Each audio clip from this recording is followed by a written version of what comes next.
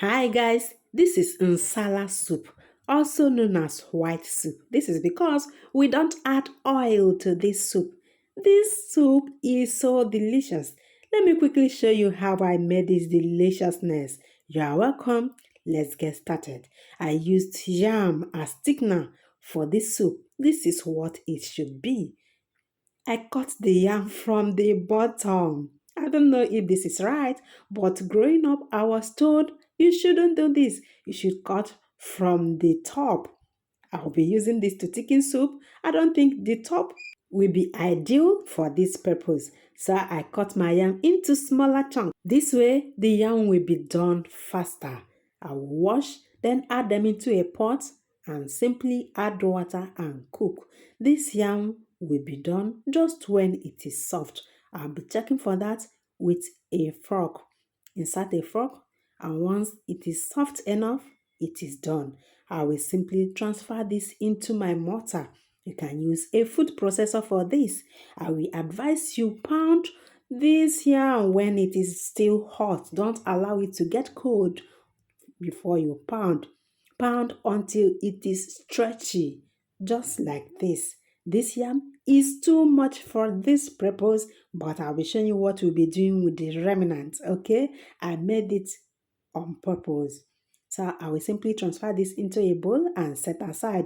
For this insala soup, I used chicken. You can use any protein of your choice. Beef, fresh fish, just any protein of your choice is okay. I will simply wash this thoroughly and then add them into a pot. To season, I used just seasoning cubes and salt. Normally, after washing my protein, I will season and start to cook for about 7 to 10 minutes before adding water. When I do it like this, I love the outcome. So, for this, because this chicken is very strong, these are old layer. I will add just a little water and cook this until it is a bit tender. While that is cooking, let's move to the vegetables. This is otazi. We just need few pieces of otazi. You don't really need plenty of this because when you add more than this, it will make your nsala soup to be bitter. You don't want it to be bitter, do you? I used about 5 leaves for this. Here is oziza. For this oziza, we just need few leaves because we are going for just the flavor. Next is the dried fish. I used my brush to brush this, wash with hot water, and then rinse with cold water and set aside. This way, all those sand won't be here. Let's introduce the ingredients I used. Everything is now ready. This is pepper soup spice. I'll be using it in place of ehuru, oda, and oziza seed.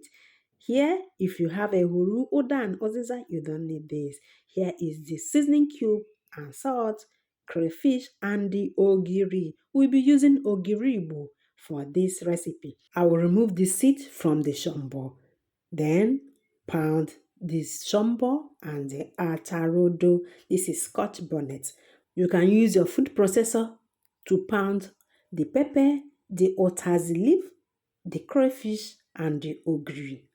Once everything is well pounded, I'll be adding my crayfish. Of course, I washed the crayfish.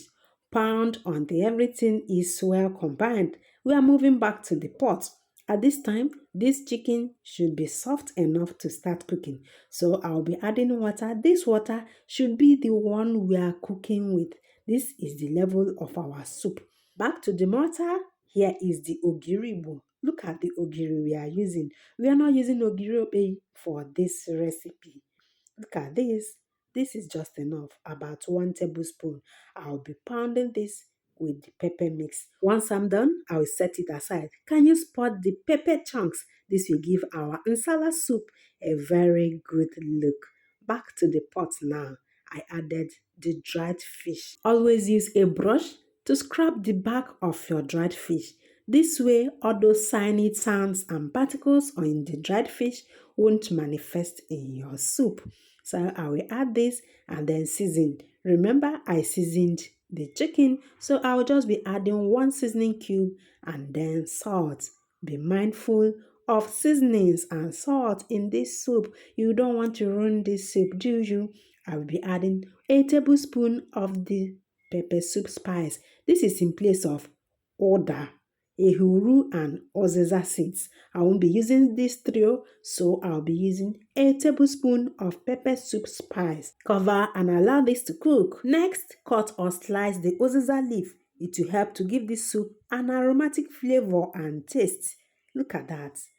To my mortar now. I didn't wash this. You will know why I didn't wash this now. So I'll be adding the pepper mix into this pot. By the time I add this pepper mix, you will see that the color changed. Thanks to the shombo and the atarodo. Look at the color now. It is now beautiful.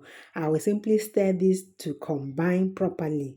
To my pounder, here is the pounded yam. I won't be using all of this like I said earlier. I will just use a little and then add it to my mortar. This is why I didn't wash this initially. I'll be using this to clean all my pepper mix that are still remaining in this pounder. Guys, this is the way I was taught. I will clean properly so that nothing goes to waste. Once this is done, I will introduce it into the pot in bits, just little bits, so that it will help it to dissolve quickly.